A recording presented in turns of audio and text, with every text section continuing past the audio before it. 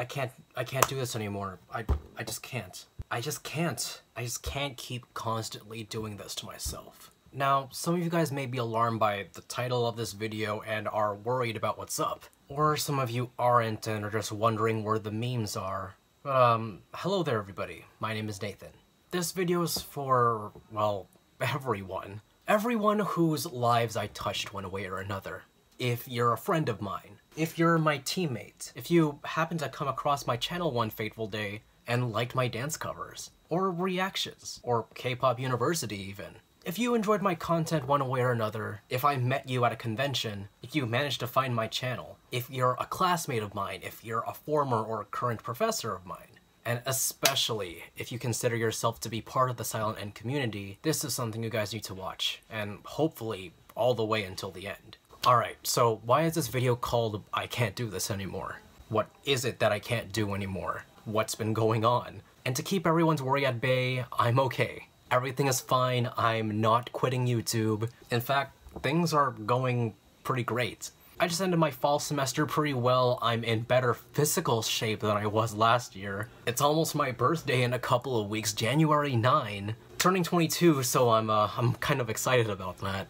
And now that 2018 is coming to an end, I can't help but to, as cliche as it sounds, reflect on this past year. How did this year go for me? What went well, what went wrong? And while it's impossible to remember every single thing in my life, I sure remember the lessons I took away from it this past year. Like if I look at myself now and compare myself to how I was a year ago, or 2 years ago, or 4 years ago, I'm a completely different person now. I grew up so much in these past few years. And I think that goes the same for all of you guys out there that are watching this right now. None of us are the same person from how we were a year ago. A year ago, I was struggling with self-identity. What made me Nathan? Me. What qualities set me apart from everyone else in the room? What traits made me different from the next person? From the other people in my life? This year, I learned that I'm a very empathetic person, and I find it very difficult to turn someone down for help. And I'm not just talking about like helping homeless people on the street or something like that. I'm talking about like friends or passerbys at my university, or even professors that are carrying too much. I even try to extend my help to professors who already have assistance from their TAs, simply because like I know the burdens that go along being an educator, being a teacher. I empathize with the burdens that they carry. It's not easy being a teacher. And after teaching KPU for a year, and after taking a year-long break, I think it's like pushing even longer than that now, it made me understand the burdens of educating the public. The fear of being told that you're wrong, or someone questioning your credibility, or quality as a teacher. Whether it be from teaching the basics of K-pop culture to teaching about health policy. The fear of being wrong, making mistakes, it could be crippling sometimes, demoralizing even. And the reason why I'm so reluctant to reviving K-pop University as a series is because of this specific conundrum. What gives me the credibility of teaching K-pop culture? I'm not Korean. I've never been to Korea. I was never a trainee. I never experienced the training system. I never met those artists in person, let alone know how they live their lives. Who am I to educate in something that I've only been watching? How dare I call my persona Professor Nat? All I am is a fan. I mean, the existing episodes of K-pop University are just so full of mistakes, it's not even funny anymore. Like every day, literally every single day. Like I get comments saying, oh, this is wrong, no, you got that wrong, or like, she's not a visual, she's the visual. I thought lead vocals were this, not the way how you explained it. And for the longest time, I've had this idea of remaking the series. Remaking those specific videos to give it more up-to-date information, so I can fix all of those mistakes that I made in those videos. If I can speak honestly, I'm scared of making them again. I don't know if I still have the ability to teach anymore. Little fun fact, I used to be the vice president of my K-pop club back in high school. I was one of the main dance teachers and choreographer of my school's K-pop club called K-pop Nation. I was part of it with 105 Degrees. and we would distribute which songs each of us would teach. And we would distribute it among us about who's going to teach what dance. And I was pretty good at teaching the dances, or at least I used to be. I have no idea what happened, but I guess I lost my ability to teach dancing? Whenever I teach now, it's like I freeze and I recede into my own mind. I like resort to making the weirdest noises to like personify whatever movement it is. It's strange. Like my students would just look at me like, what the heck is he talking about? And it's not even that situation where I freeze up too. I like blank out randomly at so many occasions. Even during presentations, like the worst possible time to blank out. I begin to stutter, I make an absolute no sense. I freeze up when I'm stressed or whenever people try to like ridicule me for having a certain opinion or thinking a certain way. Now, part of that does stem from my anxiety, but I think the biggest crux of it, the biggest chunk of why that is because of my lack of confidence. And some of you guys may think, Nah, you can't lack confidence. You dance in front of people. You give presentations so well. You're able to dance and speak in front of crowds so easily. And yeah, it's true, I do. But those are my forte. I'm comfortable dancing in front of crowds. I'm capable of giving presentations. I'm not comfortable with confrontation. I'm not comfortable when people condescendingly try to change my beliefs or putting me down for my passions. I'm admittedly easily intimidated, and that grew to be the one part of my personality that I hate the most. I always want to be everyone's friend. I always want people to like feel included. I always want people to smile and feel comfortable. I always want to be that listening ear for someone who's venting, who's going through a difficult time. I want to be the person that listens to them and gives them an open mind. But the downside of that is that I'm so willing to listen and keep an open mind that I find it very difficult to have an opinion or an argument of my own. And it's so hard for me to be mad at someone too, because I'm able to understand where they're coming from, or empathize with them to a wider extent than the normal person. Some people call that being spineless, some people call that being a pussy. Others call it having a heart. Some people think that it's good to being able to put yourself in someone else's shoes. Some people say that's a good thing, that I'm willing to see the opposing side's perspective. But because of that trait of mine, I'm easily taken advantage of. And that's what the crux of this whole video is. I can't be taken advantage of anymore.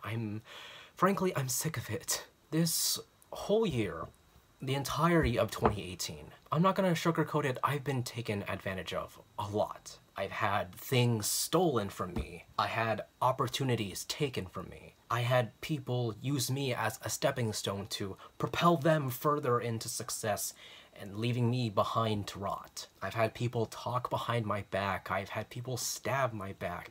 Not literally though, but you know, it felt like it. I almost even believed in the negative things that people say about me. I've had people close to me question the entire existence of my YouTube channel and why and how I use it. I've even had people who I hold dear and close to my heart calling me negligent and narrow-minded, and that I'm not doing anything good with my life and I'm just wasting time making YouTube videos talking about K-pop idols or pursuing my passions in dance and trying to cast a positive light on mental health. I've had people who are against all of those things in my life that I held so close to my life, that I've held so close to my heart, that I'm wasting my time dancing or pursuing my passions, which is a terrible mindset to live by. I have many things against the people that tell me that I'm narrow-minded or that I'm taking my life too slow, but I don't want to get into that. I'll keep that all to myself. Point is, I've been taken advantage of a lot in 2018. And in 2019, I ain't gonna take that anymore. Of course, I can't change the factors that are out of my control. I have to acknowledge that. And in 2018, a large majority of those circumstances were out of my control. And I can't change what happened in the past because, well, it's the past. But as one of my favorite YouTubers, Justin Scard, once said, you can't change the circumstances, but you can always change the way how you react to it. And no, I am not going to, like, stop being nice to people, not stop being nice to friends, stop being nice to strangers. That is ridiculous and absurd. But I do intend to break those boundaries that are holding me back, preventing me from being a better version of myself. Tear down the boundaries that prevent me from growing positively. And what I can do for now is start here at home base, here at SYJofficial. Now, I know I'm taking an abrupt turn here, changing from me personally to the channel, but this is what's been on my mind for this past year, or for a majority of the year. Also, it's all I can tangibly do for now, especially stepping from my 2/3 week hiatus and me recovering from my stomach issues. But recently, I've noticed that my channel has stagnated. Like, yes, I'm grateful that we passed 7,000 subscribers not too long ago. That's a wonderful milestone for this channel. That's great. But even though there's no way of me actually knowing for sure, but I can guarantee you guys that most of the new subscribers to SYJofficial, those people are subscribed to me because of the Things You Didn't Notice series that I have here. And I'm really grateful for it. Honestly, I sincerely enjoy making things you didn't notice. I get to show off my sense of humor without actually having to record something. And yeah, while I do run the risk of getting copyright strikes, as I did with my MyPace video, I still do it anyway because it's just fun. It's fun to make those kind of videos. And you guys get a kick out of it too. But this may just be my my overthinking. Again, if I can speak honestly, those videos don't have me in it. They don't have my personality in it. And that's telling me, are people subscribing for me as a person, as a K-pop fan, as a YouTuber?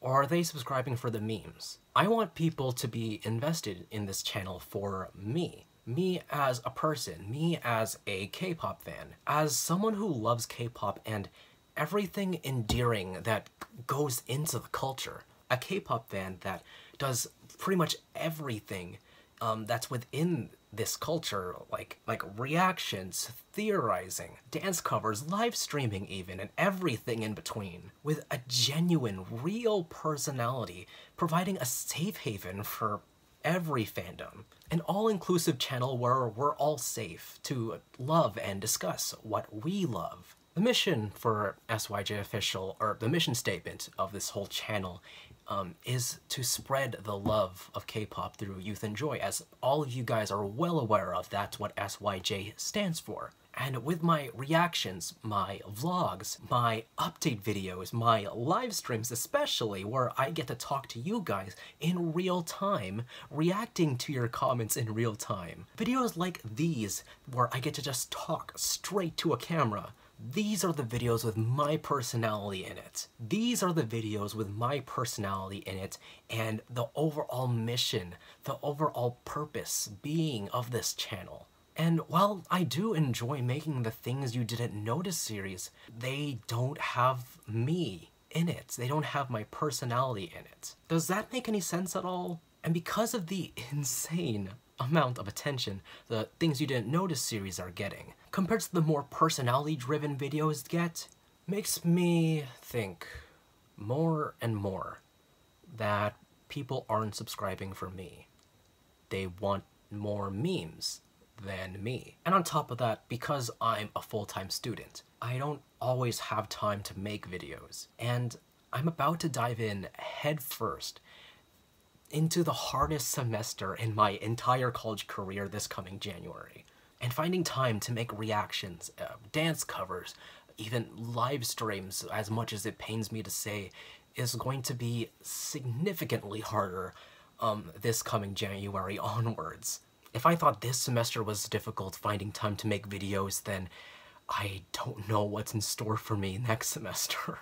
And what more for the Things You Didn't Notice series. And I know a large majority of you guys are okay with me missing a week's upload or two, but I still feel like there's this expectation, like... Where's this video? Are you gonna react to this music video soon? When are you gonna make covers again? When are you gonna teach KPU again? And I know a lot of YouTubers experience that same pressure and expectation. And I honestly wish I could be like those YouTubers, that they could miss like months upon months of uploads. Like they could go like half a year without uploading something and their fans would still be there waiting when they finally upload again, and it would be like they never left. And while I do know that there are some silent N like that, I can't speak for the entirety of the fandom. And also, I've taken a look back at the year, and I realized that I met a lot of K-pop YouTubers, K-pop dance groups, K-reactors, you guys name it. Shoutouts to Eclipse, shoutout to KDC, shoutout to The First Bite, and shoutout to Ellen and Brian from Choreos. And they were also wonderful people, and I love them all. And I can't wait to see them again at either Fanime or KCON or both. And of course I follow them on social media. One thing that I noticed this year is how they interact with their fans. Like how they manage their socials, how they respond to comments, how they choose what comments to respond to. And there's this one YouTuber that I met at KCON in SoCal.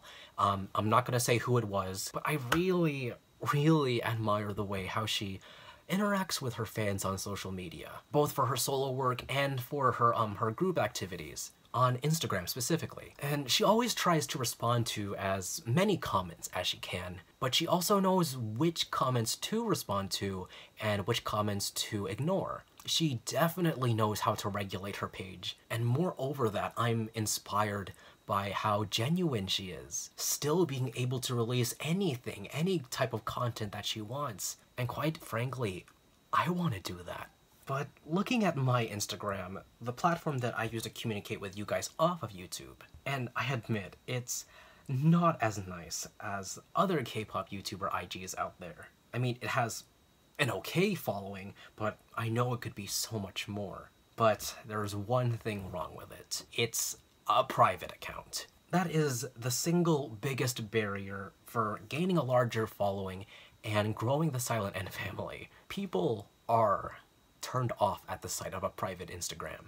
And heck, I plug in this Instagram in my videos all the time. You guys always hear them. They always go into the beginning before I start every reaction. I always say this video is brought to you by my Instagram. If you guys follow me at this account right here, you guys will get exclusive access to exclusive content. And then people are taken to this and are like, a private account?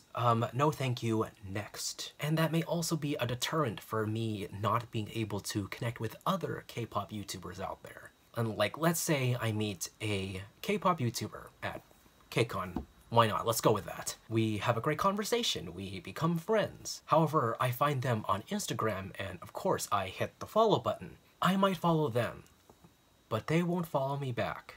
Why? Because it's private. No one wants to follow back a private account.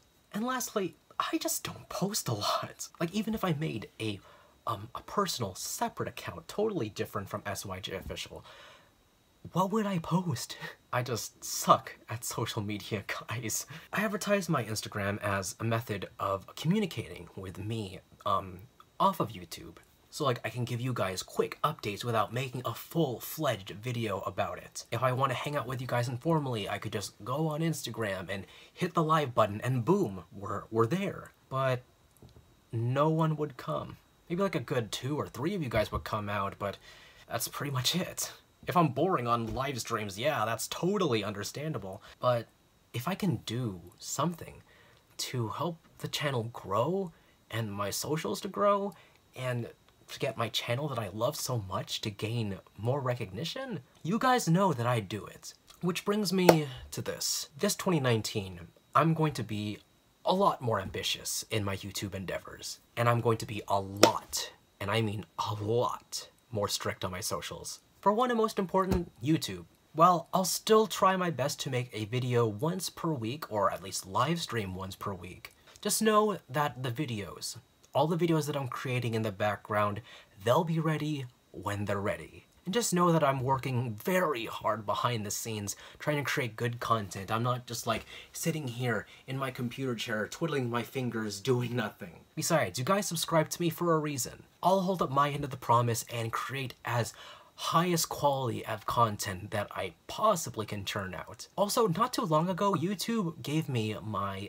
my community tab, which is something that I've been waiting for a long time. Some of you guys might have seen it too, but if you go onto my channel and go onto my page, it should be in between the tabs of playlists and channels, and it should just be called community. I'll be able to post more formal updates or polls or questions to you guys over there. And maybe even from that, I could revive the Reading Your Comments series. I don't know, but it's thanks to that tab that I'm able to send out those updates to you guys more efficiently. So please be sure to check there and check often. Secondly, my social medias. Starting in 2019, or maybe even after this video is posted, I'm officially making my Instagram public. I'm taking down that barrier to help the growth of the channel and the social media. But that means from that point on to whenever this video goes up, my Instagram is going to be a professional, public page. However, I understand the ramifications that come with it. I have to consistently post something. I have to deal with more hate comments and trolls. So I'm taking up the mantle and the responsibilities of managing a public page. Responsibilities like comment control, consistent posting, theming. It's gonna be a rough transition, but I think I can do it. No, I'm willing to do it. I know that I can do it. If it will help benefit the Silent N and SYJofficial, I'll do it. Whether if I'm going to make a separate personal account, I am not going to disclose that to the public. Thirdly, I'm gonna delete my Facebook page. Yeah, I bet you guys didn't even know I had one for the channel. Because honestly, who uses Facebook anymore? Barely post there anymore, and I'm very limited to what I post there because of copyrights. So I'll be deleting that page permanently. By the time you guys see this video, it's probably gone already. It's like a wisdom tooth. It's just there. It served its purpose, but it's pretty much dead weight now. And lastly, my personal issue of being taken advantage of. Now, as I said, I can't change the situations of the past because it's already happened. It's history. And no, I'm not making a New Year's resolution because honestly, who actually goes through with those these days? I know I can't. All I could really do at this point is to continue being me. And those who don't like me doing that can filter themselves out of my life naturally. If they don't want to be a part of my life, I won't hold them to be part of my life. And to those who left my life in 2018, I will say now, I forgive each and every one of you. I sincerely hope you guys all have a great life. And I thank you for being in mine. I set you free. As for me being taken advantage of, I just have to be more assertive of what I want and what I think, and actually form solid opinions and arguments to things. And while I do understand that being open-minded, having that skill of being open-minded is both a blessing and a curse, but I have to learn to stand my own ground and stand up for myself. I won't go into too much detail because, of course, it's personal, and that's literally all I can say about it at the moment. But you guys will see it come to fruition soon enough. And yes, to everybody that I startled with this video, I'm sorry if I caused any one of you guys out there to feel scared or concerned or confused even. I just have to make this statement as a reminder from me for this next upcoming year. And never stop reaching for greater things in life, but also treasuring the good things in my life while I have it. And in God's time that I'll be able to live my life to the best.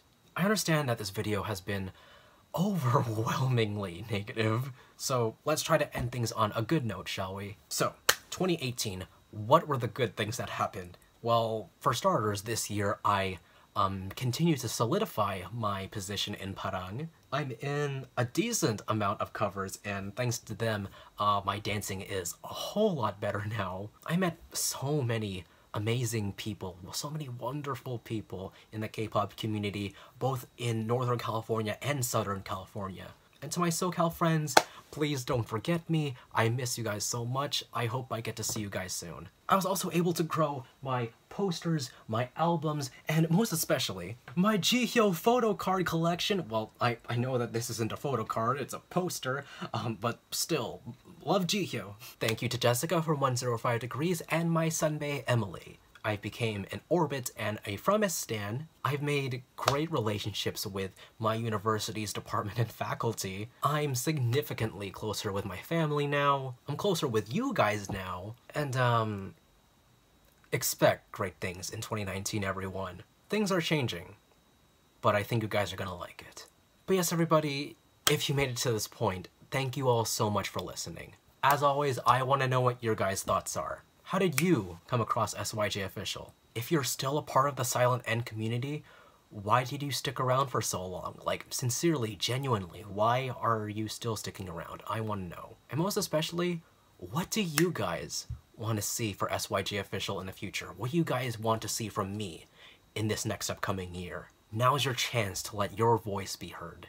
Let me know and more in the comment section down below. But yes, everybody, that's my time. My name is Nathan, SYJofficial, and until then, see you guys next time, and Happy New Year. Expect great things, everyone. Bye.